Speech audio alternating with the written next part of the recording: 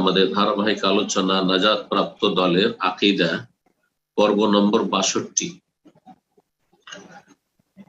বিষয়বস্তু শাফাআতের প্রকরণ।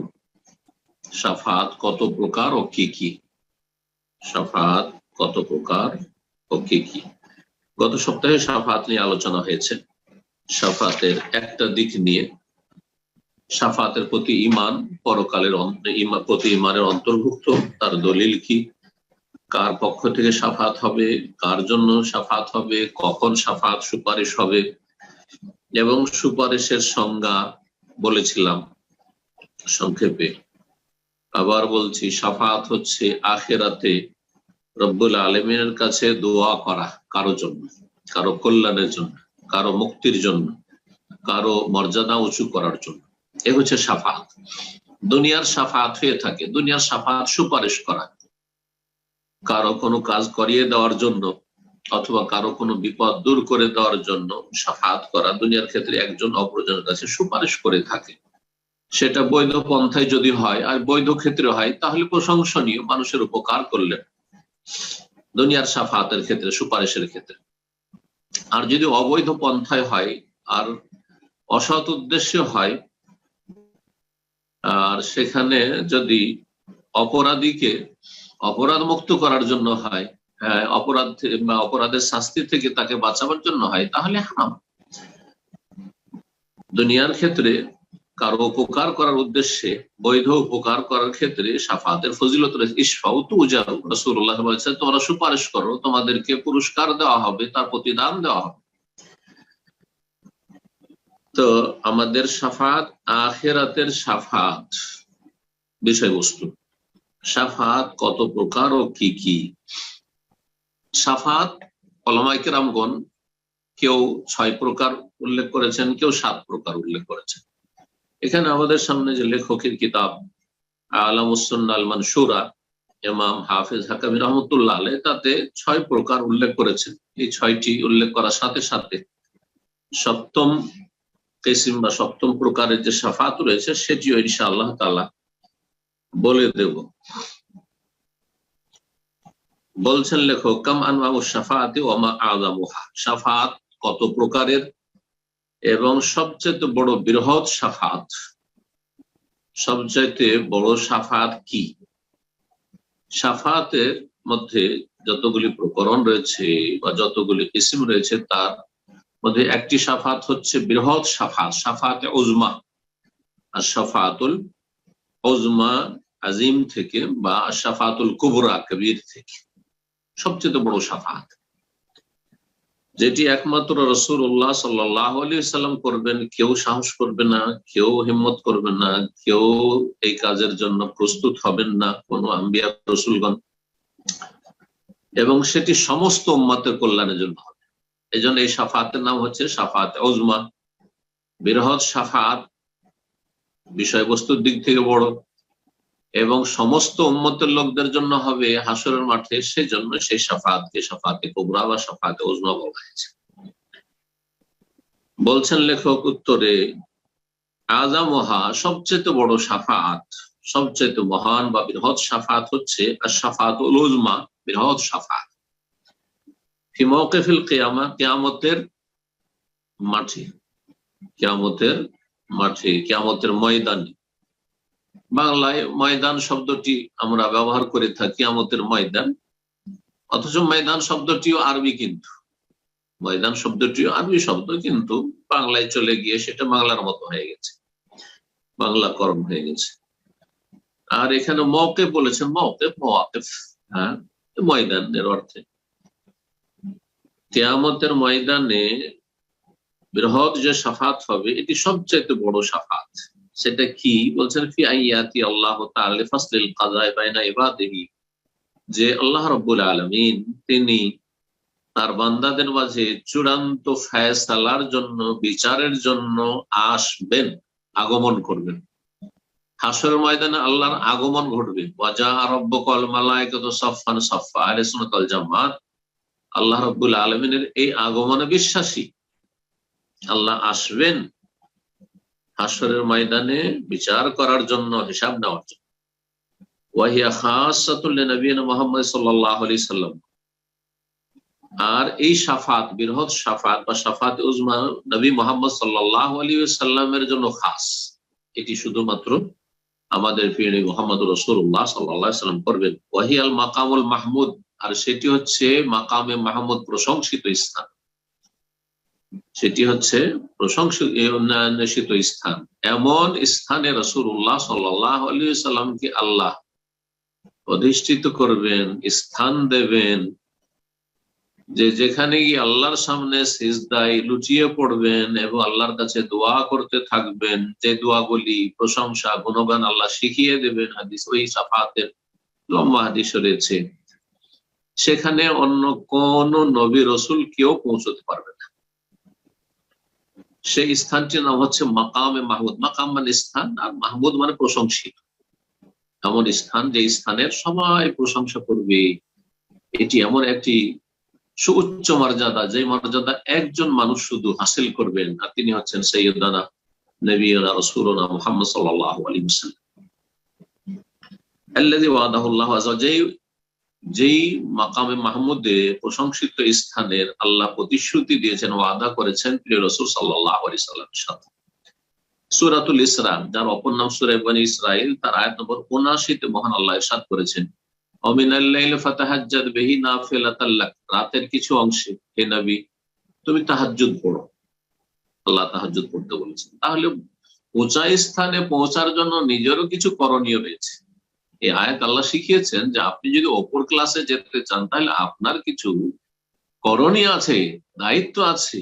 আপনি যত ঈমান আমলে অগ্রগামী হবেন, তত অপর স্থানে আপনি অপর লেভেলে যেতে পারবেন। ওয়ামিনাল লাইলি ফাতাহাজ্জাদ বিহি, রাতের কিছু অংশে তাহাজ্জুদ পড়ো। নাফিলাতাল লাক, সেটি হে নবী তোমার জন্য অতিরিক্ত, নফল, অতিরিক্ত। কেউ কেউ তাফসীরে বলেছেন এই আয়াতে যে রাসূলুল্লাহ সাল্লাল্লাহু আলাইহি ওয়াসাল্লামের জন্য অতিরিক্ত এটি ফরজ, মানে তার জন্য তাহাজ্জুদ ফরজ ছিল। এটিও একটি মত বা তাফসীর। আসা আইয়া বাসাকা রাব্বুকা মাকামাম মাহমুদা, তাহলে হবে কি, আইয়া বাসাকা রাব্বুকা, শীঘ্রই তোমাকে আল্লাহ রাব্বুল আলামিন, তোমার রব পৌঁছিয়ে দেবেন, মাকামাম মাহমুদা, প্রশংসিত স্থান, প্রশংসিত স্থানে পৌঁছিয়ে দেবেন।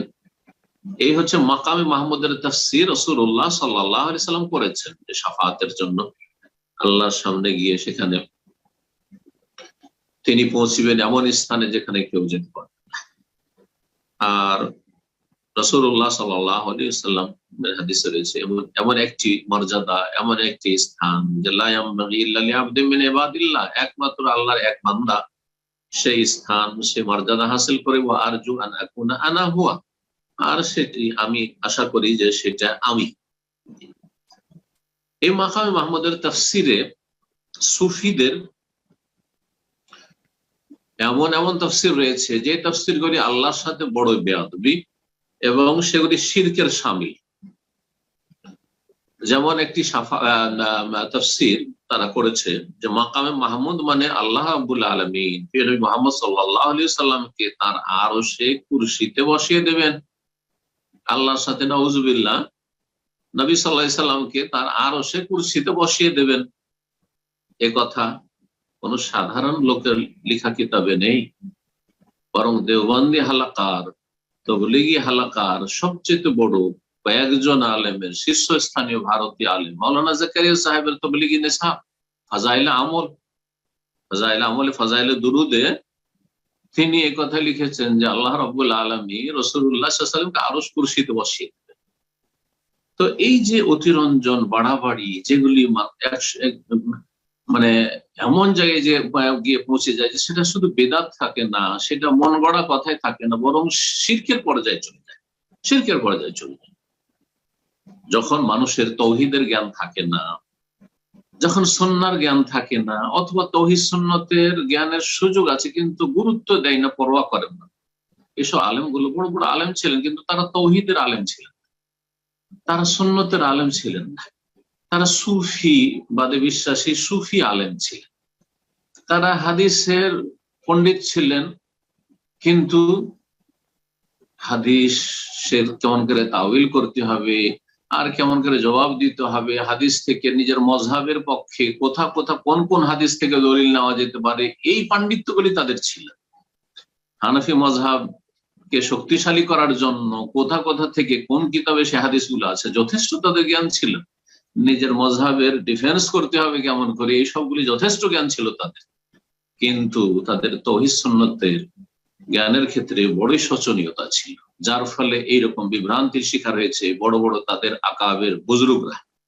কথাগুলি নিরপেক্ষ দৃষ্টিভঙ্গি নিয়ে যদি শোনেন তাহলে তৌহিদ সুন্নতকে আঁকড়ে ধরতে পারবেন।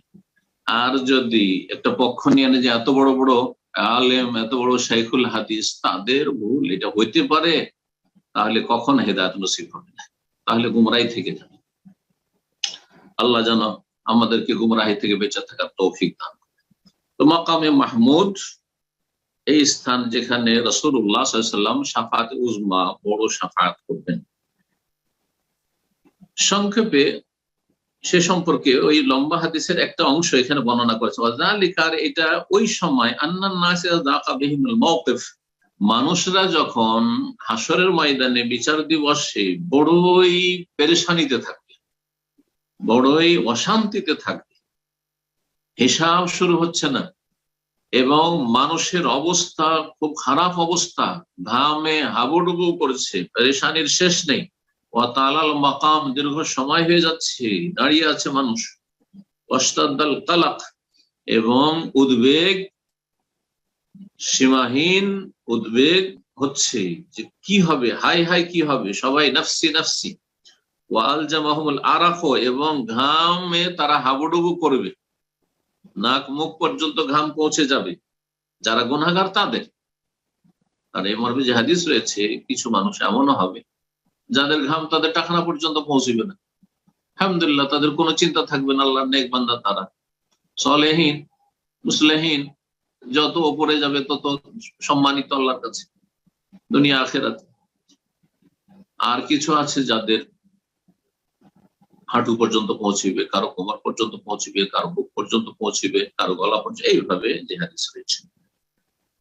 আর অধিকাংশ মানুষ পাপী, অধিকাংশ মানুষ অসৎ, অধিকাংশ মানুষ কাফের মুশরিক, সুতরাং তারা ঘামে হাবুডুবু করবে। ইলতামাসু শাফা, তখন সুপারিশের খোঁজ চালাবে যে কেউ আমাদের জন্য সুপারিশকারী আছে কিনা। ফি আন ইয়াফসির আল্লাহু বাইনাহুম, যে আল্লাহ কোন রকম চূড়ান্ত একটা ফায়সালা তো করুন, এদিক ওদিক একটা কিছু হোক। ফায়াতুনা আদম, সুতরাং তার আদম আলাইহিস সালামের কাছে আসবেন, যাই আমাদের পিতা, মানব জাতির পিতা আদম আলাইহিস সালামের কাছে যায়। সুম্মা নূহান, আদম আলাইহিস সালাম অস্বীকার করবেন না, আমি যে গাছের ফল খেয়েছি, আমি লজ্জিত, আল্লাহর কাছে কি নিয়ে হাজির হয়ে যাব। নূহ আলাইহিস সালামের কাছে আসবেন, নূহ আলাইহিস সালাম বলেন, না আমি পারবো না, আমি পারবো না, আমি আমার ছেলের জন্য আল্লাহর কাছে দরখাস্ত করেছি। সুম্মা ইব্রাহিম আলাইহিস সালামের কাছে, ইব্রাহিম আলাইহিস সালাম বলেন, না আমার দ্বারা হবে না, আমি পারবো না। সুম্মা মুসা আলাইহিস সালামের কাছে, তিনিও বলবেন, না আমার দ্বারা হবে। সুম্মা ঈসা ইবনে মারইয়াম পুত্র ঈসা আলাইহিস সালামের কাছে আসবে। কুল্লুহুম ইয়াকুল, সবাই বলছে নাফসি নাফসি, আমরা নিজের নিয়ে ব্যস্ত, নিজের নিয়ে চিন্তিত। ইল্লা আইয়ান্তাহু ইলা নবিয়িনা মুহাম্মদ সাল্লাল্লাহু আলাইহি ওয়াসাল্লাম, বলবেন যে যাও, ঈসা আলাইহিস সালাম বলবেন যে যাও, আমাদের কারো দ্বারা হবে না, বলবে মুহাম্মদ সাল্লাল্লাহু আলাইহি ওয়াসাল্লাম পারবেন। ফায়াকুলু, নবী সাল্লাল্লাহু আলাইহি ওয়াসাল্লামের কাছে যখন সমস্ত উম্মতের লোকেরা ছুটি আসবে সুপারিশের দরখাস্তের জন্য, বলবেন তিনি আনা লাহা, মানে আনা লিহাযিহি শাফা, আমি এই সুপারিশ করতে পারবো। যেমন বিস্তারিত সহিহাইন, সহিহ বুখারী, মুসলিম, অন্যান্য হাদিসের কিতাবে রয়েছে। তো এই ছিল প্রথম শাফাত। সেটা হচ্ছে শাফাত উজমা, বৃহৎ শাফাত, সমস্ত উম্মতের জন্য হবে এবং করবেন কে? একমাত্র রাসূলুল্লাহ সাল্লাল্লাহু আলাইহি ওয়াসাল্লাম। দ্বিতীয় শাফাত হচ্ছে আশ-শাফাআতু ফি ইসতিফতাহি বাবিল জান্নাহ, জান্নাতের দরজা খোলা তলব করার জন্য শাফাত, সুপারিশ। জান্নাতীদের জন্য ফয়সালা হয়ে গেছে, হ্যাঁ তোমরা জান্নাতি, জান্নাতের দরজা খুলছে না, ঢুকতেও পারছে না, এই এক পেরেশানি। তখন রাসূলুল্লাহ সাল্লাল্লাহু আলাইহি সাল্লাম সুপারিশ করবেন যে আল্লাহ তুমি জান্নাতের দরজা খোলার অনুমতি দাও। ওয়া আউয়ালু মা ইস্তাফতিহু বাবাহু নবিয়ুনা মুহাম্মদ সাল্লাল্লাহু আলাইহি ওয়াসাল্লাম, সর্বপ্রথম যিনি জান্নাতের দরজা খোলার জন্য বলবেন যে খুলতে বলবেন ফেরেশতাকে এসে, যিনি নিযুক্ত আছেন জান্নাতের দরজায়, আমাদের প্রিয় মুহাম্মদ সাল্লাল্লাহু আলাইহি ওয়াসাল্লাম প্রথম এসে করবেন এবং তিনি প্রথম প্রবেশ করবেন। তারপরে তার উম্মতের লোকেরা এক এক করে, এই উম্মতের সবচেয়ে শ্রেষ্ঠ ব্যক্তি বায়দা রাসূলুল্লাহ রাসূলুল্লাহ পরে আবু বকর সিদ্দিক, তারপরে ওমর, তারপর উসমান, আলী, এইভাবে তরতিবের সাথে পর্যায়ক্রমে এই উম্মতের লোকেরা প্রবেশ করবে জান্নাতীরা, তারপরে অন্যান্য নবী এবং তাদের উম্মত।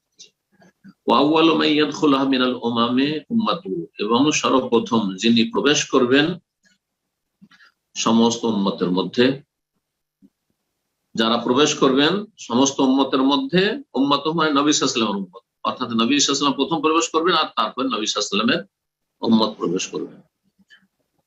তৃতীয় শাফাআত হচ্ছে আশ-শাফাআতু ফি আকওয়ামিন কাদ উমিরা বিহিম ইলান নার আল্লা ইয়াদখুলুহা, এমন কিছু সম্প্রদায়, কিছু জাতি সম্পর্কে সুপারিশ করবেন যাদের সম্পর্কে আল্লাহর অর্ডার হয়ে গেছে, হুকুম হয়ে গেছে জাহান্নামের জন্য, যে তোমরা জাহান্নামী, তোমরা তোমাদের পাপের কারণে জাহান্নামী, কিন্তু তারা মুসলিম, কাফের নয়, অমুসলিম নয়, আর তারা এমন মুসলিম নয় যে তারা ঈমান ভঙ্গ করে দিয়েছে বড় শিরক কুফরের মাধ্যমে, নাস্তিক, মুশরিক, মাজার পূজারী, সাহের, জাদুকর, ঈমান ভঙ্গ করেছে, নষ্ট করে দিয়েছে, ঈমান ছিলই না তাদের, এমন নয়, ঈমান ছিল কিন্তু তারা ফাসিক, পাপিষ্ঠ, জাহান্নামের হুকুম হয়ে গেছে, অস্থায়ী জাহান্নামী তারা।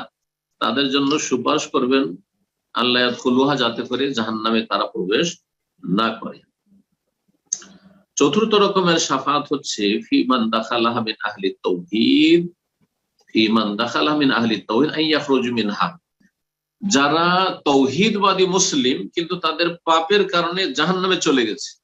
আগেরটা ছিল জাহান্নামের অর্ডার হয়েছে কিন্তু এখনো জাহান্নামে নিক্ষেপ করা হয়নি, আসামের কাঠগড়ায় এখন আছে, জাহান্নামে কিছুক্ষণের মধ্যে, কিছু সময়ের মধ্যে তাদেরকে নিক্ষেপ করা হবে, তার আগেই তাদেরকে রাসূলুল্লাহ সাল্লাল্লাহু আলাইহি ওয়াসাল্লামের শাফাআত পেয়ে যাবে, আর যার ফলে তারা বেঁচে যাবে জাহান্নাম থেকে। আর চতুর্থ হচ্ছে যে এমন মুওয়াহ্হিদিন লোকেরা, তৌহিদবাদী লোকেরা মুসলিম সমাজের ফাসিক পাপিষ্ট ছিল, প্রতিটি উম্মতের মুমিন মুসলিম যারা জাহান্নামে চলে গেছে, জাহান্নামে তাদেরকে নিক্ষেপ করে দেওয়া হয়েছে, তাদের জন্য সুপারিশ হবে যে আল্লাহ তুমি তাদেরকে জাহান্নাম থেকে বের করে দাও, এই ইয়াখরুজুন ফায়াখরুজুন বা ফায়ুখরাজুন, তখন জাহান্নাম থেকে তাদেরকে বের করা হবে, ওয়াকাদ উমতাহিশু, তারা জ্বলে পুড়ে কয়লা হয়ে যাওয়া, সারু ফাহমান, তারা কয়লার মতো হয়ে যাবে, ফায়ুতরাহুনা ফি নাহরিল হায়াত, কয়লার মতো হয়ে গেছে তাদের দেহগুলি, তাদেরকে আবে হায়াতে নিক্ষেপ করা হবে। নাহরুল হায়াত, নাহরুল হায়াত আব ফার্সি শব্দ, আমাদের দেশের লোকেরা আবে হায়াত বুঝে, জন্য আবে হায়াত দিয়ে অনুবাদ করলাম। আব মানে কিন্তু পানি, আর নহর মানে নহর, নদী, পানি। মাউল হায়াত আরবিতে, আর ফার্সিতে আবে হায়াত। ফার্সির প্রভাব রয়েছে আমাদের ধর্মীয় বিষয়গুলিতে, ভারত উপমহাদেশে, আবে হায়াত বুঝে। ভারতে একটা তেল পাওয়া যায়, যে তেলটা নাম হচ্ছে আবে হায়াত তেল, আবে হায়াত। তো ফায়তুরাহুনা ফি নাহরিল হায়াত, তাদেরকে আবে হায়াতে নিক্ষেপ করা হবে, মানে এমন পানিতে নিক্ষেপ করা হবে যেই পানিতে পড়লে তারা গজিয়ে উঠবে, তারা নড়ে উঠবে, হ্যাঁ, তারা তাদের শরীর পরিষ্কার পরিচ্ছন্ন, কয়লা হয়ে গেছে, পরিষ্কার পরিচ্ছন্ন হবে।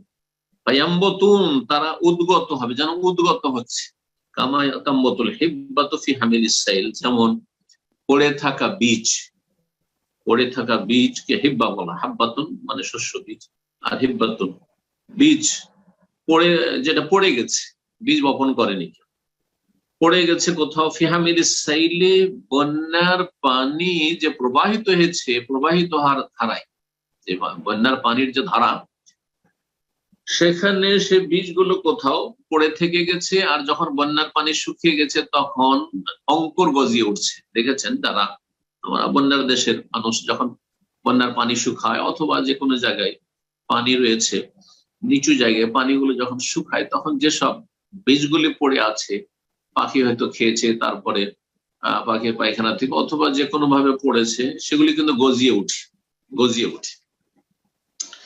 ওইভাবে এই জাহান্নামী লোকগুলি আবে হায়াতে তাদেরকে নিক্ষেপ করার পরে গজিয়ে উঠবে, মানে জীবিত হয়ে উঠবে আর সুন্দর হয়ে উঠবে।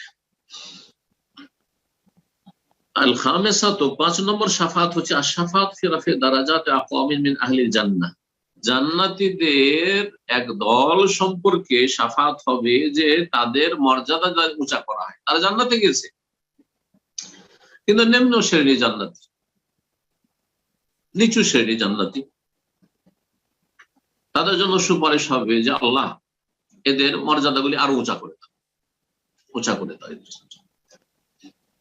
যেমন অনেক পরিবার হবে, বাপ হয়তো খুব নেক মানুষ ছিল, সে অনেক ওপরে চলে গেছে, অথবা তার মা খুব নেককার ছিল, অনেক ওপরে আছে, আর ছেলেরা অত নেক ছিল না, যার ফলে জান্নাতে গিয়েছে কিন্তু নিচু সে, তো তাদেরকে ওপরে তাদের সাথে মিলিয়ে দেওয়া হবে।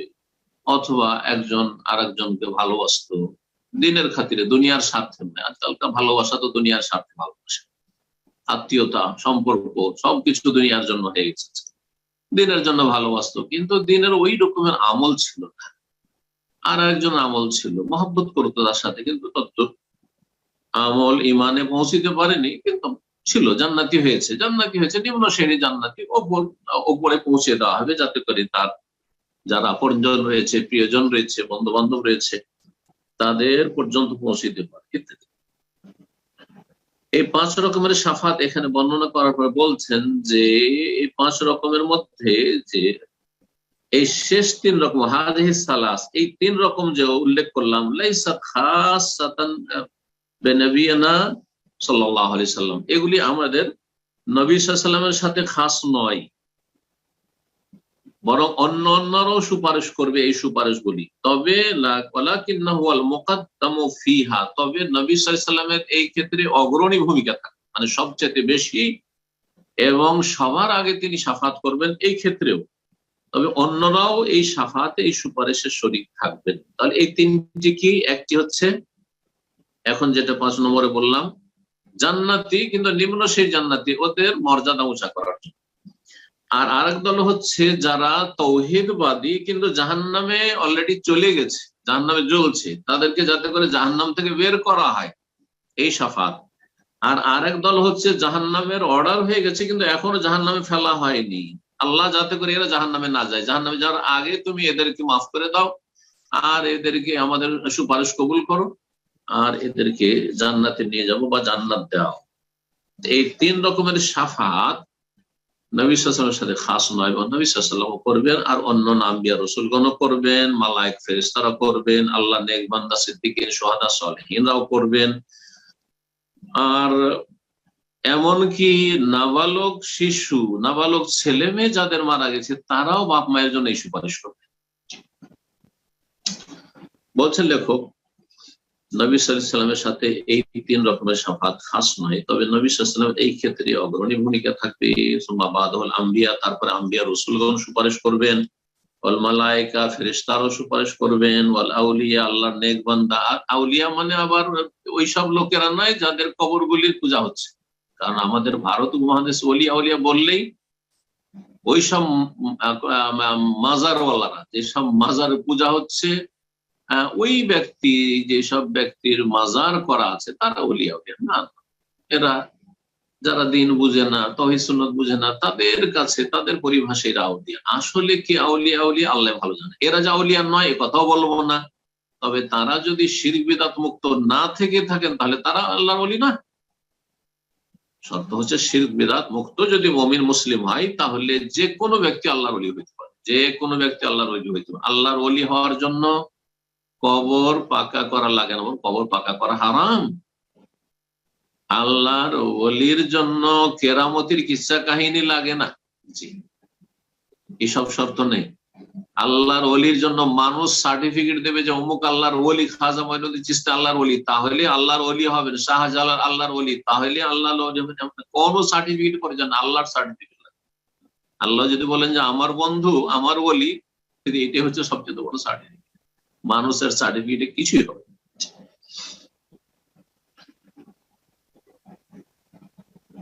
বলছেন যে আম্বিয়া রাসূলগণ সুপারিশ করবেন, ফেরেশতা সুপারিশ করবেন, ওলি আউলিয়া আল্লাহর নেক বান্দারা সুপারিশ করবেন। আল্লাহর আউলিয়া মানে প্রত্যেক মুমিন আল্লাহর ওলি, আর বিশিষ্ট যত অগ্রণী ভূমিকা পালন করবে ঈমান আমলে সিদ্দিকিন, যেমন সিদ্দিকিন, সোহাদা, ওলামায়ে কেরাম, আইম্মায়ে কেরাম, আর যারা এই উম্মতের যারা নিজের ইমান আমলের সাথে সাথে অন্যের যত বেশি উপকার করতে পেরেছে তত ভালো মানুষ। নিজের ইবাদত বন্দেগীর সাথে যে যত মানব জাতির আল্লাহর সৃষ্টির উপকার করতে পেরেছে সে তত ভালো মানুষ। আর আল্লাহ বলি ওয়াল আফরাত, এবং নাবালক শিশুরা যারা নাবালক অবস্থায় মারা গেছে, ইয়াশফাউন, তারাও সুপারিশ করে।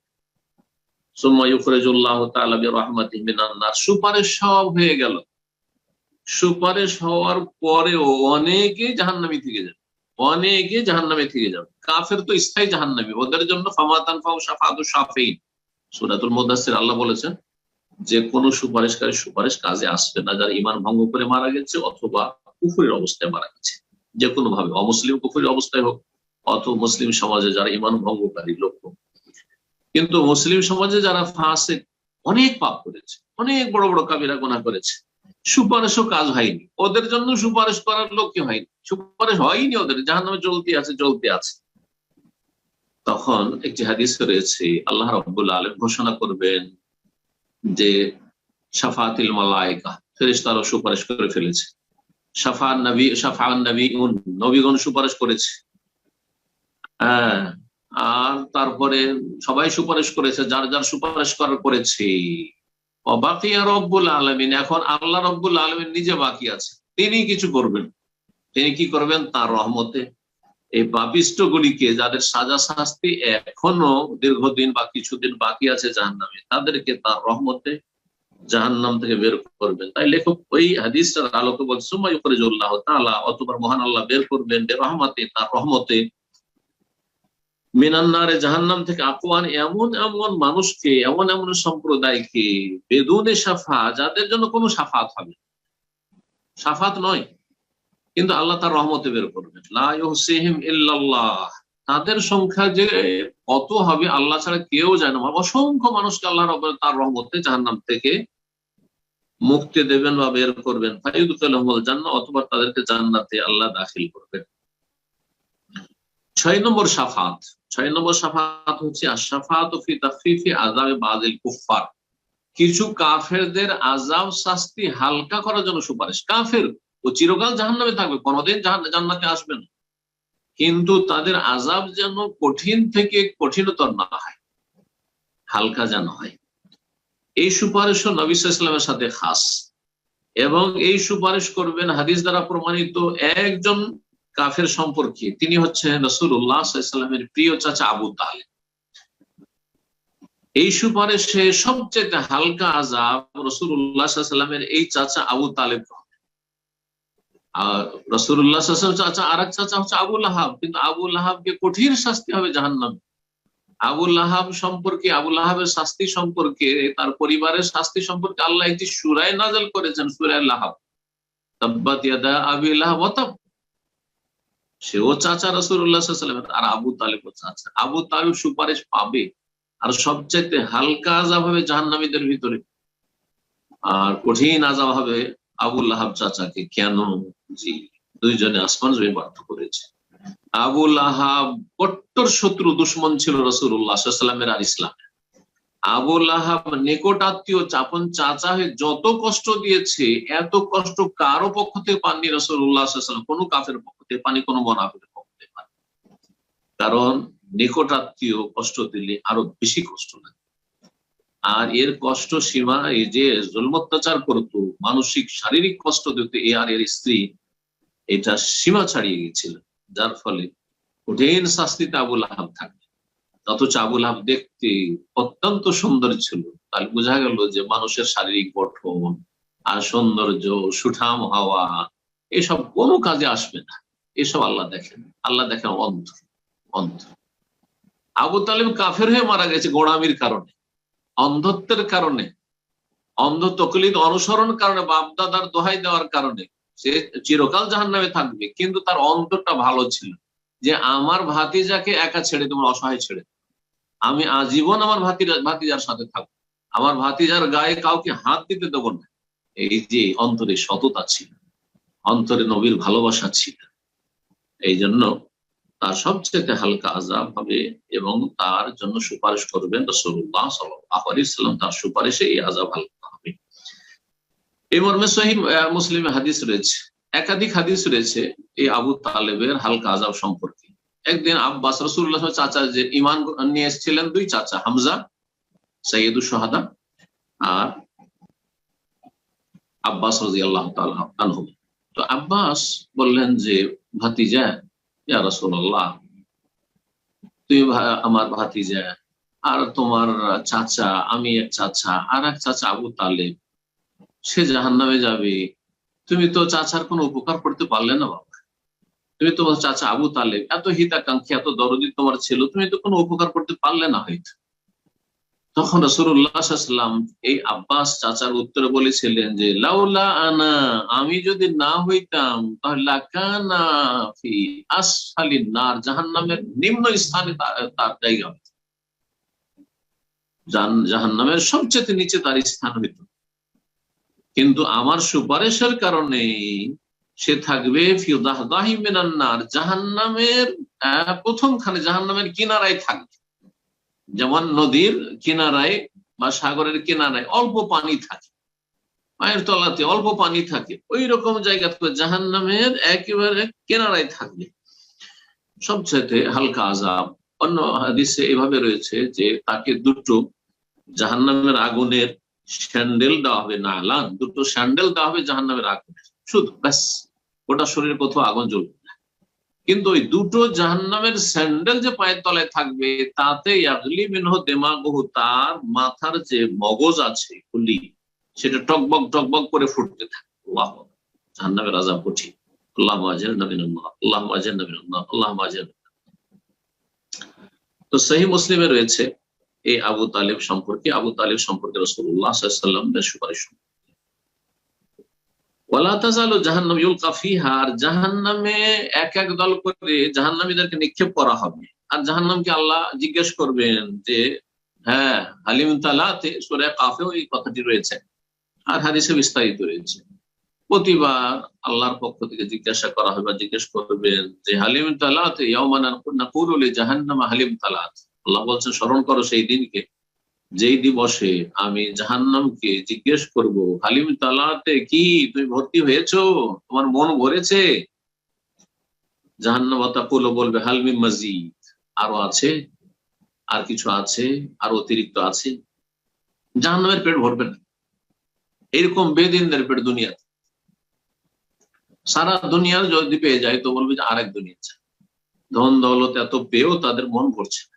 কিন্তু যার মধ্যে ঈমান, সত্যিকারের ঈমান রয়েছে, আল্লাহ ভীরুতা রয়েছে, যে আখিরাত মুখী, যার মধ্যে জুহুদ রয়েছে, দুনিয়া বিমুখতা রয়েছে, অল্পতে পরিতুষ্টিতা রয়েছে,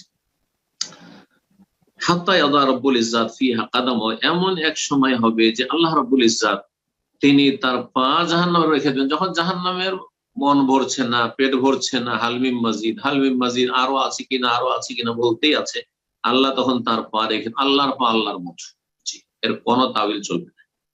ফায়ানজাবি বাযুহা ইলা বাদ, তখন জাহান্নামের একটা অংশ আর একটা অংশে সংকুচিত হয়ে যাবে, জড়সড় হয়ে যাবে। ওয়াতাকুলু, তখন জাহান্নাম বলবে, কাত কাত, বাস বাস বাস, যথেষ্ট হয়ে গেছে আল্লাহ, যথেষ্ট হয়ে গেছে, হ্যাঁ যথেষ্ট, আর লাগবে না, আল্লাহ। ওয়া ইজ্জাতাকা, তোমার ইজ্জত, ওয়া ইজ্জাতিকা, তোমার ইজ্জতের কসম, তোমার মর্যাদার কসম। ওয়া ইয়াবকা ফিল জান্নাতি ফাদলুন, জান্নাতে জান্নাতীরা চলে গেছে, জাহান্নামে তো পেট ভরে গেল। আল্লাহ রাব্বুল আলামিন যখন পা দিলেন, জাহান্নাম ভর্তি হলো। জাহান্নাম ভর্তি হবে, কারণ কোরআনে কারীমে আল্লাহ অন্য একটি আয়াতে বলেছেন, ওয়ালাকিন হাক্কাল কওল মিন্নি লা আমলাআন্না জাহান্নাম মিনাল জিন্নাতি ওয়ান নাস আজমাইন। আল্লাহর পক্ষ থেকে চূড়ান্ত ফয়সালা হচ্ছে যে আল্লাহ বলছেন যে আমি জাহান্নামকে জিন এবং মানুষ দিয়ে ভর্তি করব। লা আমলাআন্না, পক্ষান্তরে জান্নাতে অনেক জায়গা খালি থেকে যাবে, অনেক জায়গা খালি থেকে যাবে। ওয়ায়াবকা ফিল জান্নাতি ফাদলুন, জান্নাতে অনেক খালি জায়গা থেকে যাবে। আম্মান দাখালাহা, যারা জান্নাতে গেছে তাদেরকে যথেষ্ট দেওয়ার পরেও, ফায়ুনশিউল্লাহু তাআলা আকওয়ামান, তারপর আল্লাহ রাব্বুল আলামিন এমন কিছু মানুষকে বা এমন কোন জাতিকে সৃষ্টি করবেন, ফায়ুদখিলুহুমুল জান্নাহ, তাদেরকে জান্নাতে আবাদ করবে, তাদেরকে দিয়ে জান্নাতের ওই খালি জায়গা আবাদ করবে। এই হাদিসও আনাস বিন মালিক রাদিয়াল্লাহু তাআলা আনহু থেকে সহিহ বুখারীতে রয়েছে, মুসলিমে রয়েছে, তিরমিজি, মুসনাদ আহমদে রয়েছে। এই মর্মে আরো অনেক দলিল রয়েছে। যারা অতিরিক্ত জানতে চাই, লেখক বলছেন তারা কোরআনে কারীমে জান্নাত সম্পর্কে যে আয়াত রয়েছে, জাহান্নাম সম্পর্কে যে আয়াত রয়েছে, এইরকমের সুন্নায় যেসব হাদিসগুলি রয়েছে, হাদিস জান্নাত জাহান্নাম সম্পর্কে, সেগুলি পড়লে যথেষ্ট হবে। এখানে আজকের আলোচনা শেষ করছি। ও সাল্লাল্লাহু সাল্লাম আলা নবিয়িনা মুহাম্মদ ওয়া আলা আলিহি ওয়া সাহবিহি আজমাইন। বিসমিল্লাহির রহমানির রহিম। আলহামদুলিল্লাহ ওয়াসসালাতু ওয়াসসালামু আলা রাসূলিল্লাহ ওয়া আলা আলিহি ওয়া সাহবিহি আজমাইন। শাফাত সুপারিশ সম্পর্কে আলোচনা করতে গিয়ে আমি শুরুতে বলেছিলাম যে এখানে লেখক 6 রকমের শাফাত বর্ণনা করেছেন, আর সপ্তম কেউ কেউ আর একটি বর্ণনা করেছেন, কিন্তু ওইটা আমি আলোচনা লম্বা হয়ে যাওয়াতে এটা ভুলে গেছি। যেমনই শেষ করেছি তেমনই মনে পড়েছে যে সপ্তম শাফাতটি বলে দাও, ভালো ছিল, এখন বলে দিই আর তারপর প্রশ্ন উত্তর দিচ্ছি। সেটি হচ্ছে রাসূলুল্লাহ সাল্লাল্লাহু আলাইহি সাল্লাম সম্পর্কে হাদিস রয়েছে, তিনি শাফাত করবেন তার উম্মতের কিছু লোক সম্পর্কে যে আল্লাহ এদেরকে তো বিনা হিসাবে বিনা আযাবে জান্নাত দাও, বিনা হিসাবে বিনা আযাবে, হিসাবও হবে না তাদের আর আযাবও হবে না, বিনা হিসাব বিনা শাস্তির তুমি জান্নাত দাও। এইরকম আরেকটি শাফাত করবেন রাসূলুল্লাহ সাল্লাল্লাহু আলাইহি ওয়াসাল্লাম, এটিও রাসূলুল্লাহ সাল্লাল্লাহু আলাইহি ওয়াসাল্লামের খাস। তাহলে 3 প্রকার এর আগে খাস আমরা পড়লাম 6টির মধ্যে, আর এটি 4 ধরনের শাফাত বা সুপারিশ রাসূলুল্লাহ সাল্লাল্লাহু আলাইহি ওয়াসাল্লামের সাথে খাস। এই ছিল টোটাল 7 রকমের শাফাত।